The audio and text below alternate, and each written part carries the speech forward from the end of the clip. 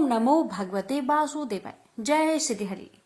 प्यारे भक्तों, आज के इस वीडियो में आप सभी जानेंगे साल 2025 में चैत्र शुक्ल एकादशी व्रत की संपूर्ण जानकारी, पूजन विधि, मंत्र, उपाय और व्रत कथा। भक्तों, हिंदू धर्म में एकादशी व्रत का विशेष महत्व है। एकादशी व्रत भगवान विष्णु को समर्पित है।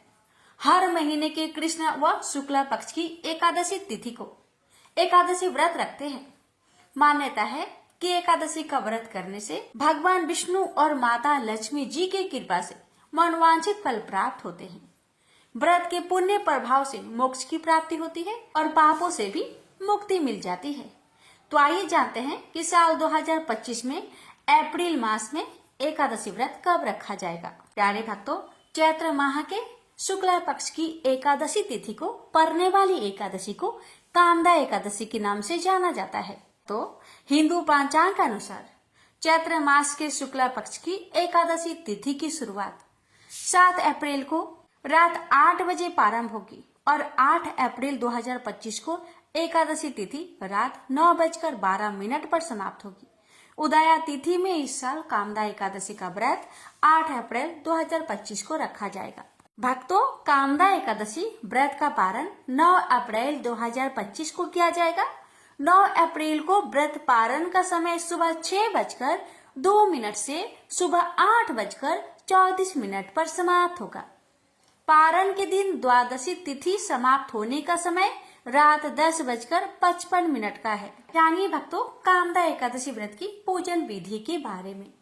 एकादशी के दिन सूर्योदय से पहले उठकर सभी कर्मों से निवृत्त होकर स्नान कर ले।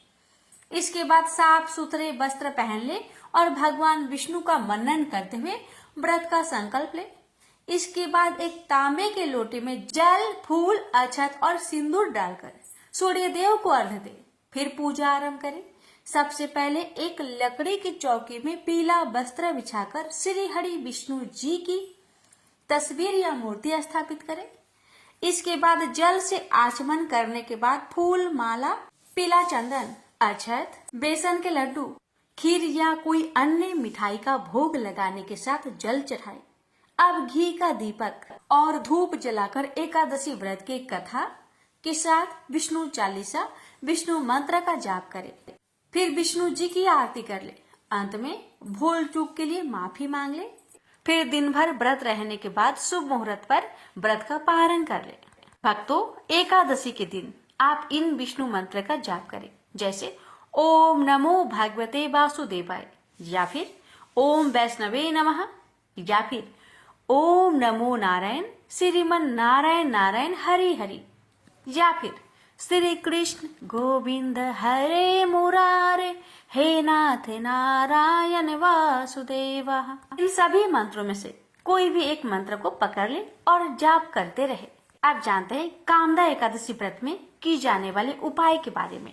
प्यारे भक्तों, अगर आप आर्थिक तंगी से परेशान हैं तो कामदा एकादशी पर इस उपाय को करें। भगवान विष्णु जी के बीज मंत्र ओम नमो भगवते वासुदेवाय नमः का 5 माला जाप करें और जरूरतमंदों को अन्न और धन का दान करें। भगवान आपकी प्रार्थना अवश्य सुनेंगे। भक्तों, अगर विवाह में बाधा आ रही है तो कामदा एकादशी के दिन उपवास रखें और भगवान विष्णु और माता लक्ष्मी की पूजा करें। भगवान विष्णु को 2 साबुत हल्दी अर्पित करें और ओम केशवाय नमः मंत्र का 108 बार जाप करें। भगवान की कृपा आप पर अवश्य होगी। भक्तों, मनोकामना पूर्ति के लिए इस उपाय को करें। मन ही मन ओम नमो भगवते वासुदेवाय मंत्र का जाप करें और शाम के समय तुलसी के सामने घी का दीपक अवश्य जलाएं। आइए रसपान करते हैं कामदा एकादशी व्रत कथा।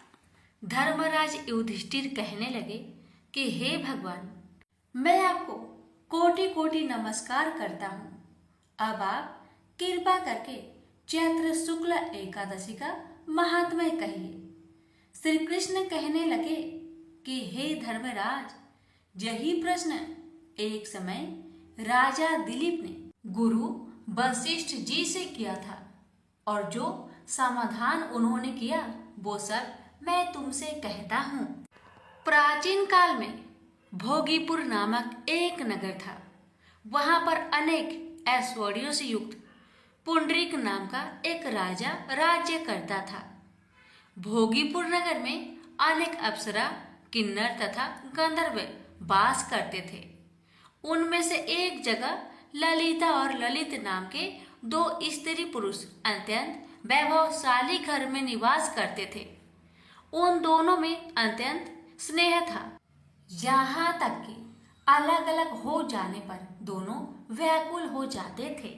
एक समय पुंडरीक की सभा में अन्य गंधर्वों सहित ललित भी गान कर रहा था। गाते गाते उसको अपनी प्रिय ललिता का ध्यान आ गया और उसका स्वर भंग होने के कारण गाने का स्वरूप बिगड़ गया। ललित के मन के भाव जानकर कारकोट नामक नाग ने पद भंग होने के कारण राजा से कह दिया। तब पुंडरीक ने क्रोध पूर्वक कहा कि तू मेरे सामने गाता हुआ अपनी स्त्री का स्मरण कर रहा है, अतः तू कच्चा मांस और मनुष्य को खाने वाला राक्षस बनकर अपने किए कर्म का फल भोग। पुंडरीक के श्राप से ललित उसी क्षण महाकाय विशाल राक्षस हो गया। उसका मुख अत्यंत भयंकर, नेत्र सूर्य चंद्रमा की तरह प्रदीप्त तथा मुख से अग्नि निकलने लगी। उसकी नाक पर्वत की कंदरा के समान विशाल हो गई और गर्दन पर्वत के समान लगने लगी। सिर के बाल पर्वतों पर खड़े वृक्षों के समान लगने लगे तथा भुजाएं अत्यंत लंबी हो गई। कुल मिलाकर उसका शरीर 8 योजन के विस्तार में हो गया। इस प्रकार राक्षस होकर वह अनेक प्रकार के दुख भोगने लगा। जब उसकी प्रियतमा ललिता को यह वृत्तांत मालूम हुआ तो उसे अत्यंत खेद हुआ और वह अपने पति के उद्धार का यत्न सोचने लगी। वह राक्षस अनेक प्रकार के घोर दुख सहता हुआ घने वनों में रहने लगा। उसकी स्त्री उसके पीछे पीछे जाती और विलाप करती रहती। एक बार ललिता अपने पति के पीछे घूमती घूमती विंध्याचल पर्वत पर पहुंच गई, जहां पर श्रृंगी ऋषि का आश्रम था। ललिता शीघ्र ही श्रृंगी ऋषि के आश्रम में गई और वहां जाकर विनीत भाव से प्रार्थना करने लगी। उसे देखकर श्रृंगी ऋषि बोले कि हे सुभगे, तुम कौन हो और यहाँ किस लिए आई हो? ललिता बोली कि हे मुने, मेरा नाम ललिता है। मेरा पति राजा पुंडरीक के श्राप से विशालकाय राक्षस हो गया है। इसका मुझको महान दुख है। इसके उद्धार का कोई उपाय बतलाए। श्रृंगी ऋषि बोले, हे गंधर्व कन्या, अब चैत्र शुक्ल एकादशी आने वाली है, जिसका नाम कामदा एकादशी है। इसका व्रत करने से मनुष्य के सब कार्य सिद्ध होते हैं। यदि तू कामदा एकादशी का व्रत कर उसके पुण्य का फल अपने पति को दे दे तो वह शीघ्र ही राक्षस योनि से मुक्त हो जाएगा और राजा का श्राप भी अश्वमेव शांत हो जाएगा। मुनि के ऐसे वचन सुनकर ललिता ने चैत्र शुक्ल एकादशी आने पर उसका व्रत किया और द्वादशी को ब्राह्मणों के सामने अपने व्रत का फल अपने पति को देती हुई भगवान से इस प्रकार प्रार्थना करने लगी। हे प्रभु, मैंने जो यह व्रत किया है इसका फल मेरे पतिदेव को प्राप्त हो जाए, जिससे वह राक्षस योनि से मुक्त हो जाए।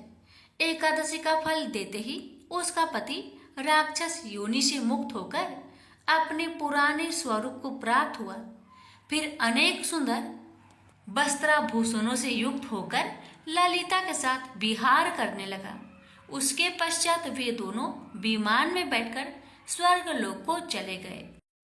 वशिष्ठ मुनि कहने लगे कि हे राजन, इस व्रत को विधि पूर्वक करने से समस्त पाप नाश हो जाते हैं तथा राक्षस आदि की योनि भी छूट जाती है। संसार में इसके बराबर कोई और दूसरा व्रत नहीं है। इसकी कथा पढ़ने या सुनने से वाजपेयी या का फल प्राप्त होता है। प्रेम से बोलिए जय श्री हरि। भक्तों अब रसपान करते हैं एकादशी व्रत को संपूर्ण करने वाली सभी कथाएं एक साथ। हे लक्ष्मी नारायण भगवान जी, आपकी कृपा प्राप्त करने के लिए जो भी भक्त इन कथाओं को श्रद्धा पूर्वक पूरा सुने, उस भक्त पर अपनी कृपा सदा बनाए रखना। प्रेम से बोलिए जय श्री हरि। लक्ष्मी नारायण भगवान जी की जय। तुलसी माता की कथा। एक बार देवराज इंद्र देवगुरु बृहस्पति के साथ भगवान शिव का दर्शन करने कैलाश गए। महादेव ने दोनों की परीक्षा लेनी चाहिए, इसलिए रूप बदलकर अवधूत बन गए। उनके शरीर पर कोई वस्त्र न था। उनका शरीर जलती हुई अग्नि के समान धधक रहा था और अत्यंत भयंकर नजर आते थे। अवधूत दोनों के रास्ते में खड़े हो गए। इंद्र ने एक विचित्र पुरुष को रास्ते में खड़े देखा तो चौंके। इंद्र को देवराज होने पर गर्व घेरने लगा। उन्होंने उस भयंकर पुरुष से पूछा, तुम कौन हो? भगवान शिव अभी कैलाश पर विराज रहे हैं या कहीं भ्रमण पर है? मैं उनके दर्शन के लिए आया हूँ। इंद्र ने कई प्रश्न किए, लेकिन वह पुरुष योगियों के समान मौन ही रहे। इंद्र को लगा कि एक साधारण प्राणी उनका अपमान कर रहा है। उनके मन में देवराज होने का अहंकार उपजा, जो क्रोध में बदल गया। इंद्र ने कहा, मेरे बराबर अनुरोध करने पर भी तू कुछ नहीं बोलकर मेरा अपमान कर रहा है। मैं तुझे अभी दंड देता हूँ। ऐसा कहकर इंद्र ने वज्र उठा लिया। भगवान शिव ने वज्र को उसी समय स्तंभित यानी जड़ कर दिया। इंद्र की बाह अकड़ गई। भगवान अवधूत क्रोध से लाल हो गए। बृहस्पति उनके चेहरे पर आई क्रोध की ज्वाला को देखकर समझ गए कि ऐसा प्रचंड स्वरूप महादेव के अतिरिक्त किसी का नहीं हो सकता। बृहस्पति शिव स्तुति गाने लगे। उन्होंने इंद्र को भी महादेव के चरणों में लेटा दिया और बोले, प्रभु, इंद्र आपके चरणों में पड़े हैं, आपके शरणागत है। आपके ललाट से प्रकट अग्नि इन्हें जलाने को बढ़ रही है। हम शरणागतों की रक्षा करें। बृहस्पति ने विनती की, प्रभु, भक्तों पर आपकी सदा कृपा बरसती है। आप भक्त वत्सल और सर्वसम्मत है। आप इस तेज को कहीं और स्थान दे दीजिए ताकि इंद्र के प्राणों की रक्षा हो।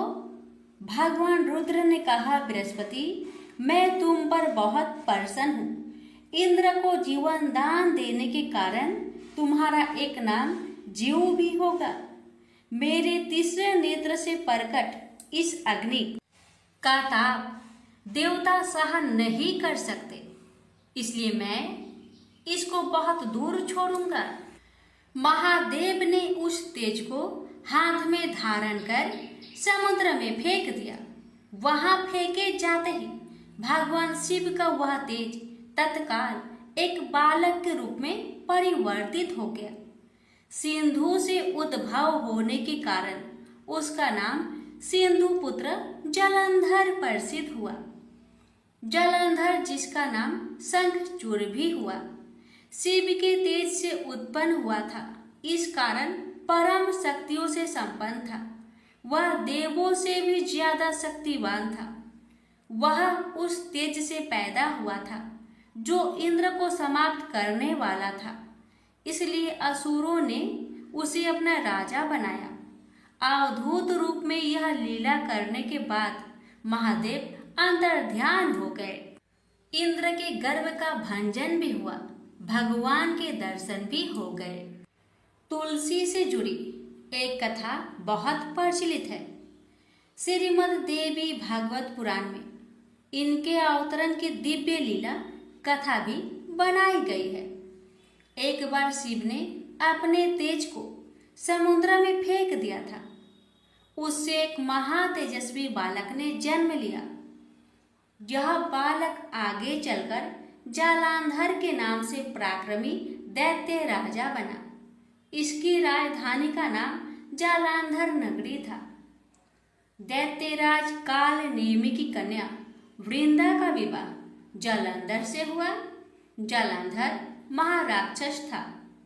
अपनी सत्ता के मद में चूर उसने माता लक्ष्मी को पाने की कामना से युद्ध किया, परंतु समुद्र से ही उत्पन्न होने के कारण माता लक्ष्मी ने उसे अपने भाई के रूप में स्वीकार किया। वहां से पराजित होकर वह देवी पार्वती को पाने की लालसा से कैलाश पर्वत पर गया। भगवान देवाधिदेव शिव का ही रूप धरकर माता पार्वती के समीप गया, परंतु मां ने अपने योग बल से उसे तुरंत पहचान लिया तथा वहां से अंतर ध्यान हो गई। देवी पार्वती ने क्रोध होकर सारा वृत्तांत भगवान विष्णु को सुनाया।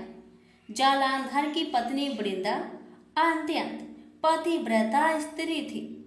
उसी के पतिव्रत धर्म की शक्ति से जालंधर ना तो मारा जाता था और ना ही पराजित होता था।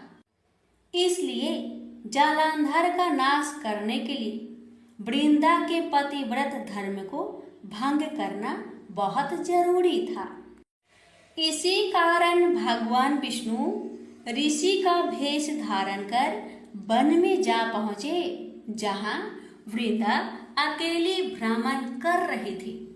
भगवान के साथ दो मायावी राक्षस भी थे, जिन्हें देखकर वृंदा भयभीत हो गई। ऋषि ने वृंदा के सामने पल में दोनों को भस्म कर दिया। उनकी शक्ति देखकर वृंदा ने कैलाश पर्वत पर महादेव के साथ युद्ध कर रहे अपने पति जालंधर के बारे में पूछा। ऋषि ने अपनी माया जाल से दो बानर प्रकट किए। एक बानर के हाथ में जालंधर का सिर था तथा दूसरे के हाथ में धर। अपने पति की यह दशा देखकर वृंदा मूर्छित होकर गिर पड़ी। होश में आने पर उन्होंने ऋषि रूपी भगवान विष्णु से विनती की कि वह उसके पति को जीवित करे। भगवान ने अपनी माया से पुनः जालंधर का सिर धड़ से जोड़ दिया, परंतु स्वयं भी वह उसी शरीर में प्रवेश कर गए। वृंदा को इस छल का जरा आभास न हुआ। जालंधर बने भगवान के साथ वृंदा पतिव्रता का व्यवहार करने लगी, जिससे उसका अस्तित्व भंग हो गया। ऐसे होते ही वृंदा का पति जालंधर युद्ध में हार गया। इस सारी लीला का जब वृंदा को पता चला तो उसने क्रोध होकर भगवान विष्णु को शीला होने का श्राप दे दिया तथा स्वयं सती हो गई। जहाँ वृंदा भस्म हुई वहाँ तुलसी का पौधा उगा। भगवान विष्णु ने वृंदा से कहा, हे वृंदा, तुम अपने अस्तित्व के कारण मुझे लक्ष्मी से भी अधिक प्रिय हो गई हो। अब तुम तुलसी के रूप में सदा मेरे साथ रहोगी। जो मनुष्य भी मेरे शालिग्राम रूप के साथ तुलसी का विवाह करेगा उसे इस लोक और परलोक में विपुल यश प्राप्त होगा। जिस घर में तुलसी होती है वहां यम के दूत भी असमय नहीं जा सकते। गंगा व नर्मदा के जल में स्नान तथा तुलसी का पूजन बराबर माना जाता है। चाहे मनुष्य कितना भी पापी क्यों न हो, मृत्यु के समय जिसके प्राण मंजरी रहित तुलसी और गंगा जल मुख में रखकर निकल जाते हैं, वह पापों से मुक्त होकर बैकुंठ धाम को प्राप्त होता है। जो मनुष्य तुलसी व आंवले की छाया में अपने पितरों का श्राद्ध करता है, उसके पितर मोक्ष को प्राप्त हो जाते हैं। उसी दैत्य जालंधर की यह भूमि जालंधर नाम से विख्यात है। सती वृंदा का मंदिर मोहल्ला कोट किशनचंद में स्थित है। कहते हैं इस स्थान पर एक प्राचीन गुफा थी जो सीधी हरिद्वार तक जाती थी। प्रेम से बोलिए जय श्री हरि। तुलसी मैया की जय, लक्ष्मी नारायण की जय। भोला भक्त की एकादशी व्रत कथा। बहुत साल पहले की बात है। भोला भाला युवक था, आनंद। दिन भर कोई काम नहीं करता, बस खाता ही रहता और सोए रहता। घर वालों ने कहा चलो जाओ निकलो घर से, कोई काम धाम करते नहीं हो, बस पड़े रहते हो। वह घर से निकलकर यूं ही भटकते हुए एक आश्रम पहुंचा। वहां उसने देखा कि एक गुरुजी हैं। उनके शिष्य कोई काम नहीं करते, बस मंदिर की पूजा करते हैं। उसने मन में सोचा यह बढ़िया है, कोई काम धाम नहीं, बस पूजा ही तो करना है।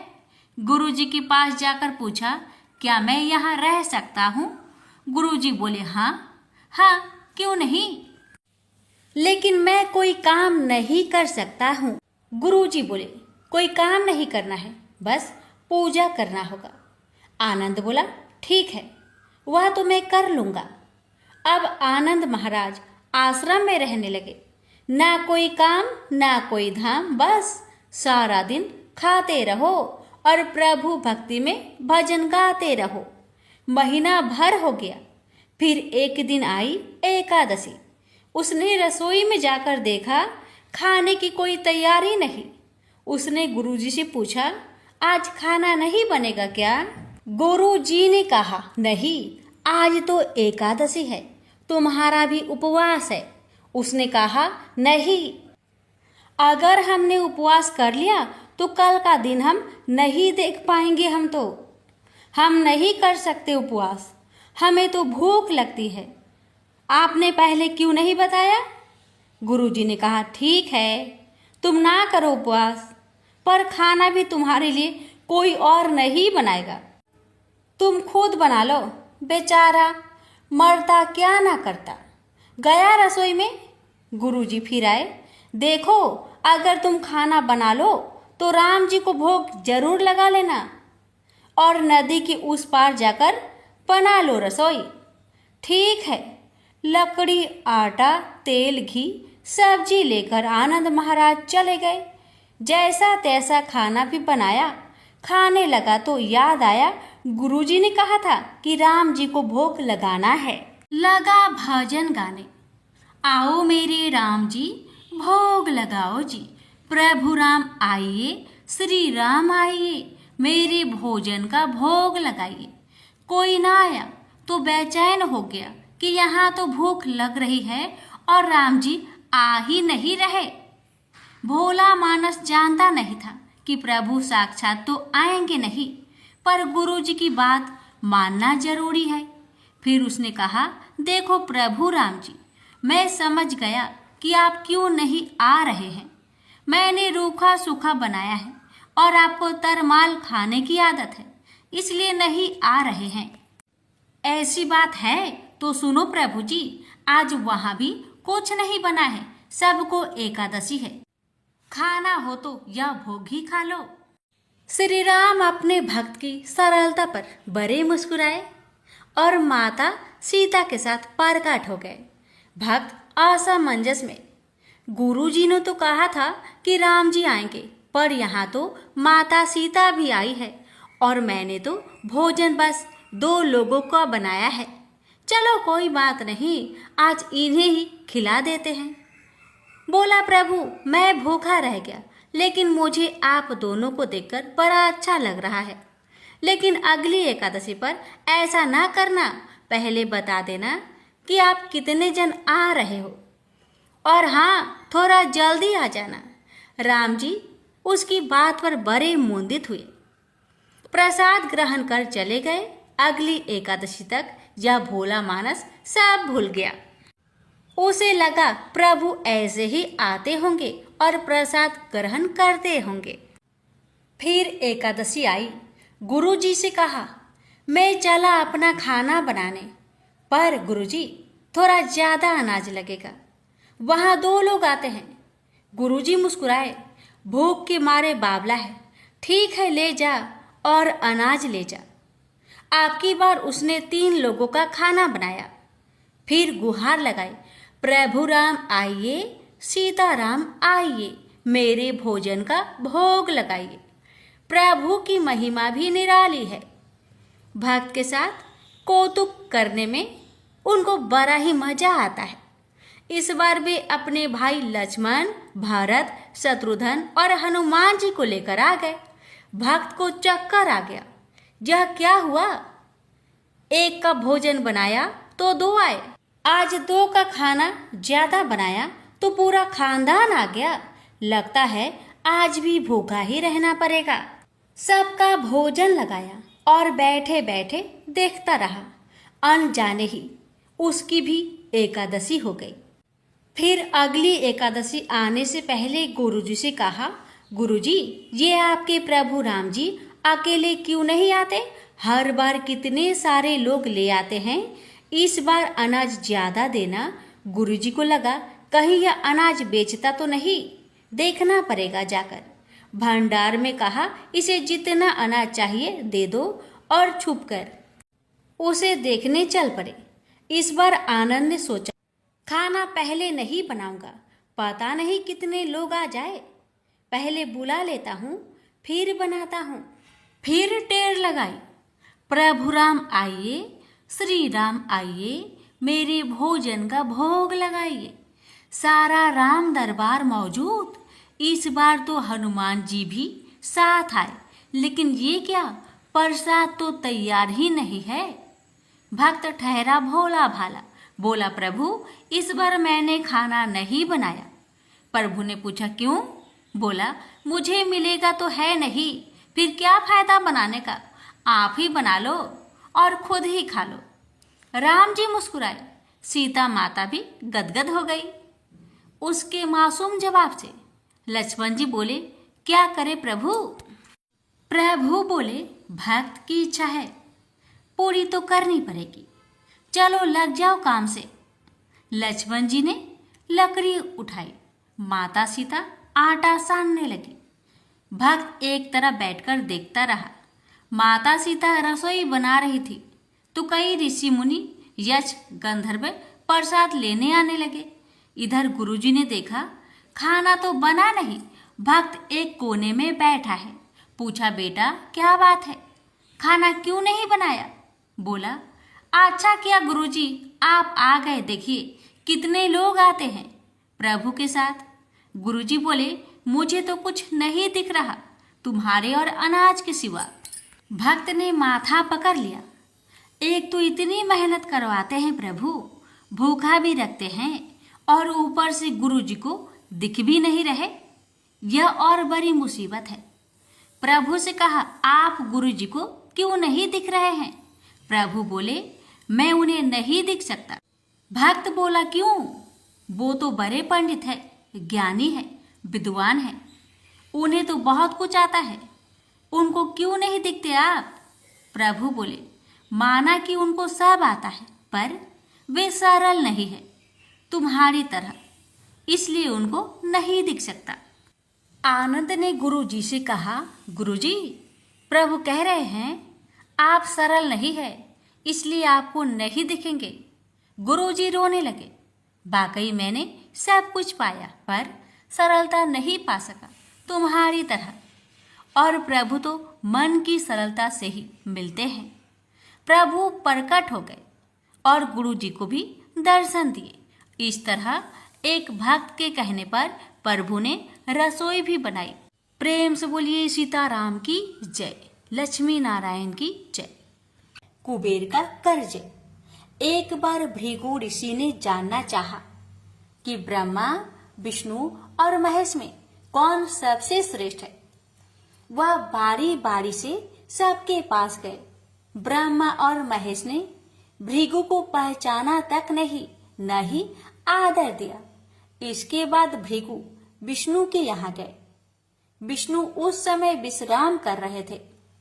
लक्ष्मी उनके पैर दबा रही थी। भृगु ने पहुंचते ही कुछ न कहा न सुना और विष्णु की छाती पर पैर से प्रहार कर दिया। लक्ष्मी यह देखकर भौंचक्की रह गई, किंतु विष्णु ने भृगु का पैर पकड़कर विनीत भाव से कहा, मुनिवर, आपके कोमल पैर में चोट लगी होगी, इसके लिए क्षमा करें। लक्ष्मी को विष्णु की इस नम्रता पर बड़ा क्रोध आया। वे भगवान विष्णु से नाराज होकर भूलोक में आ गई तथा कोल्हापुर में रहने लगी। लक्ष्मी की चले जाने से विष्णु को लगा कि उनका श्री और वैभव ही नष्ट हो गया। उनका मन बड़ा अशांत रहने लगा। लक्ष्मी को ढूंढने के लिए वे श्रीनिवास के नाम से भूलोक में आए। घूमते घूमते वे बेक्टाचल में पर्वत क्षेत्र में बकुला माई के आश्रम में पहुंचे। बकुला माई ने उनकी बड़ी आव भगत की और उन्हें आश्रम में ही रहने को कहा। एक दिन जंगल में एक मतवाला हाथी आया। आश्रमवासी डरकर इधर उधर भागने लगे। श्रीनिवास ने यह देखा तो धनुष बाण लेकर हाथी का पीछा किया। हाथी डरकर भागा और घने जंगल में अदृश्य हो गया। श्रीनिवास उसका पीछा करते करते थक गए थे। वे एक सरोवर के किनारे वृक्ष की छाया में लेट गए। उन्हें हल्की सी झपकी आ गई। थोड़ी देर शोर सुनकर वे जागे। देखा 4-6 लड़कियां उन्हें घेर खड़ी है। श्रीनिवास को जागा हुआ देखकर वे टपक कर बोली, यह हमारी राजकुमारी पद्मावती का सुरक्षित उपवन है। यहाँ पुरुषों का आना मना है।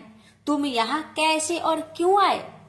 श्रीनिवास कुछ जवाब दे इससे पहले ही उनकी दृष्टि वृक्ष की ओर से झांकती राजकुमारी की ओर गई। श्रीनिवास पद्मावती को एकटक देखते रह गए। थोड़ा संयत होकर कहा, देवियों, मुझे पता नहीं था। मैं एक शिकार का पीछा करता हुआ यहाँ आया था। थक जाने पर मुझे नींद आ गई थी, क्षमा करे। श्रीनिवास आश्रम में लौट तो आए किंतु बड़े उदास रहने लगे। एक दिन बकुला माई ने बड़े प्यार से उनकी उदासी का कारण पूछा। श्रीनिवास ने पद्मावती से भेंट होने की सारी कहानी कह सुनाई। फिर कहा, उसके बिना मैं नहीं रह सकता। बकुला माई बोली, ऐसा सपना मत देखो। कहा हुआ प्रतापी चोल नरेश आकाशराज की बेटी और कहा तुम आश्रम में पलने बाड़े एक कुल गोत्रहीन युवक। श्रीनिवास बोले, माँ, एक उपाय है, तुम मेरा साथ दो तो सब संभव है। बकुला माई ने श्रीनिवास का सच्चा प्यार देखकर हाँ कर दी। श्रीनिवास ज्योतिष जानने वाली औरत का भेष बनाकर राजा आकाश की राजधानी नारायणपुर पहुँचे। उसकी चर्चा सुन पद्मावती ने भी उस औरत को महल में बुलाकर अपना हाथ दिखाया। राजकुमारी की हस्तरेखा देखकर वह बोली, राजकुमारी, कुछ दिन पहले तुम्हारी भेंट तुम्हारे सुरक्षित उद्यान में किसी युवक से हुई थी। तुम दोनों की दृष्टि मिली थी। उस युवक से तुम्हारी शादी का योग बनता है। पद्मावती की माँ धारणा देवी ने पूछा, यह कैसे हो सकता है? ज्योतिषी औरत बोली, ऐसा ही योग है। ग्रह कहते हैं कोई औरत अपने बेटे के लिए आपकी बेटी मांगने स्वयं आएगी। 2 दिन बाद सचमुच ही बकुला माई एक तपस्विनी का भेष में राजमहल में आई। उसने अपने युवा बेटे के साथ पद्मावती का विवाह की चर्चा की। राजा आकाश ने बकुला माई को पहचान लिया। उन्होंने पूछा, वह युवक कौन है? बकुला माई बोली, उसका नाम श्रीनिवास है। वह चंद्र वंश में पैदा हुआ है। मेरे आश्रम में रह रहा है। मुझे माँ की तरह मानता है। राजा आकाश ने कुछ सोचकर उत्तर देने के लिए कहा। बकुला माई के चले जाने पर आकाश ने राज पुरोहित को बुलाकर सारी बात बताई। राज पुरोहित ने गणना की, फिर अपनी सहमति देते हुए कहा, महाराज, श्रीनिवास में विष्णु जैसा देव गुण है। लक्ष्मी जैसी आपकी बेटी के लिए यह बड़ा सुयोग है। राजा आकाश ने तुरंत बकुला माई के यहाँ अपनी स्वीकृति के साथ विवाह की लग्न पत्रिका भेज दी। बकुला माई अब चिंतित हो उठी। वह श्रीनिवास से बोली, बेटा अब तक तो विवाह की ही चिंता थी, अब पैसे न होने की चिंता है। मैं वाराह स्वामी के पास जाती हूँ, उनसे पूछती हूँ कि क्या किया जाए। बकुला माई श्रीनिवास को लेकर वराह स्वामी के पास गई और श्रीनिवास के विवाह के लिए धन की समस्या बताई। तो वराह स्वामी ने 8 दिक्पालों इंद्र, कुबेर, ब्रह्मा, शंकर आदि देवताओं को अपने आश्रम में बुलवाया। फिर श्रीनिवास को बुलवाकर कहा, तुम स्वयं इन्हें अपनी समस्या बताओ। श्रीनिवास ने देवताओं से कहा, मैं चोल नरेश राजा आकाश की बेटी पद्मावती से विवाह करना चाहता हूँ। मेरी हैसियत राजा के अनुरूप नहीं है, मेरे पास धन नहीं है, मैं क्या करूँ। इंद्र ने देवताओं के कोषाध्यक्ष कुबेर से कहा, कुबेर इस काम के लिए तुम श्रीनिवास को ऋण दो। कुबेर ने कहा, ऋण तो मैं दे दूंगा, पर उसे यह वापस कब और कैसे करेंगे, इसका निर्णय होना चाहिए। श्रीनिवास बोले, इसकी चिंता मत कीजिए, कलयुग के अंत में मैं सब ऋण चुका दूंगा। कुबेर ने स्वीकार कर लिया। सब देवताओं की साक्षी में श्रीनिवास ने ऋण पत्र लिख दिया। उस धन से श्रीनिवास और पद्मावती का विवाह बड़ी धूमधाम से हुआ। तभी नारद ने कोल्हापुर जाकर लक्ष्मी को बताया, विष्णु ने श्रीनिवास के रूप में पद्मावती से विवाह कर लिया है। दोनों वेंकटाचलम पर्वत पर रह रहे हैं। यह सुनकर लक्ष्मी को बड़ा दुख हुआ। वह सीधे वेंकटाचलम पहुंची, विष्णु की सेवा में लगी, पद्मावती को भला बुरा कहने लगी। श्रीनिवास विष्णु रूप मेरे पति हैं, तुमने इनके साथ विवाह क्यों किया। दोनों में वाक युद्ध होने लगा तो श्रीनिवास को बड़ा दुख हुआ। वे पीछे हटे और पत्थर की मूर्ति के रूप में बदल गए। जब दोनों देवियों ने यह देखा तो उन्हें बड़ा दुख हुआ कि श्रीनिवास तो अब किसी के न रहे। इतने में शीला विग्रह से आवाज आई, देवियों अब मैं इस पत्थर पर वेंकटेश्वर स्वामी के नाम से अपने भक्तों का अभिष्ट पूरा करता रहूंगा। उनसे प्राप्त चढ़ावे के धन द्वारा कुबेर के कर्ज का ब्याज चुकाता रहूंगा। इसलिए तुम दोनों मेरे लिए आपस में झगड़ा मत करो। शीला विग्रह से यह बानी सुनते ही लक्ष्मी और पद्मावती दोनों ने सिर झुका लिया। लक्ष्मी कोल्हापुर आकर महालक्ष्मी के रूप में प्रतिष्ठित हो गई और पद्मावती तिरुनाचूर में शीला विग्रह के रूप में स्थित हो गई। आज भी तिरुपति क्षेत्र में तिरुमाला पहाड़ी पर भगवान वेंकटेश्वर स्वामी के दर्शन हेतु भक्त गणों से इसी भाव से शुल्क लिया जाता है। उनकी पूजा पुष्प मिष्ठान आदि से ना होकर धन द्रव्य से होती है। इसी धन से भगवान श्रीनिवास वेंकटेश्वर स्वामी कुबेर का कर्ज चुका रहे हैं। प्रेम से बोलिए जय श्री हरि।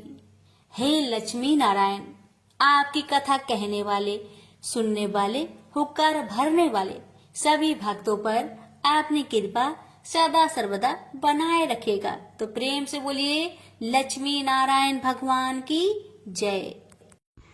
लापसी तपसी की कथा। एक लापसी था, एक तपसी था। तपसी हमेशा भगवान की तपस्या में लीन रहता था। लापसी रोजाना सवा सेर की लापसी बनाकर भगवान का भोग लगाकर जीम लेता था। एक दिन दोनों लड़ने लगे। लापसी बोला, मैं रोज भगवान की तपस्या करता हूँ, इसलिए मैं बड़ा हूँ। लापसी बोला कि मैं रोज भगवान को सवा सेर लापसी का भोग लगाता हूँ, इसलिए मैं बड़ा हूँ। नारद जी वहां से गुजर रहे थे। दोनों को लड़ता देखकर उनसे पूछा कि क्यों तुम लड़ रहे हो। लापसी ने खुद को बड़ा होने का कारण बताया और तपसी ने अपना कारण बताया। नारद जी बोले, तुम्हारा फैसला मैं कर दूंगा। दूसरे दिन लापसी और तपसी नहाकर अपनी रोज की भक्ति करने आए तो नारद जी ने छुपकर 1.25 करोड़ की एक एक अंगूठी उन दोनों के आगे रख दी। तपसी की नजर जब अंगूठी पर पड़ी तो उसने चुपचाप अंगूठी उठाकर अपने नीचे दबा ली। लप्सी की नजर अंगूठी पर पड़ी, लेकिन उसने ध्यान नहीं दिया। भगवान को भोग लगाकर लापसी खाने लगा।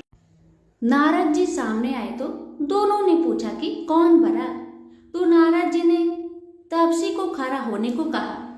वो खड़ा हुआ तो उसके नीचे दबी अंगूठी दिखाई पड़ी। नारद जी ने तपसी से कहा, तपस्या करने के बाद भी तुम्हारी चोरी करने की आदत नहीं गई, इसलिए लप्सी बना है और तुम्हें तुम्हारी तपस्या का कोई भी फल नहीं मिलेगा। तपसी शर्मिंदा होकर माफी मांगने लगा। उसने नारद जी से पूछा, मुझे मेरी तपस्या का फल कैसे मिलेगा? नारद जी ने कहा, यदि कोई गाय और कुत्ते की रोटी नहीं बनाएगा तो फल तुझे मिलेगा। यदि कोई ब्राह्मण को भोजन करवाकर दक्षिणा नहीं देगा तो फल तुझे मिलेगा। यदि कोई साड़ी के साथ ब्लाउज नहीं देगा तो फल तुझे मिलेगा। यदि कोई दिए से दिया जलाएगा तो फल तुझे मिलेगा। यदि कोई सारी कहानी सुने लेकिन तुम्हारी कहानी नहीं सुने तो फल तुझे मिलेगा। उसी दिन से हर व्रत कथा कहानी के साथ लप्सी तपसी की कहानी भी सुनी और कही जाती है। प्रेम से बोलिए लक्ष्मी नारायण की जय।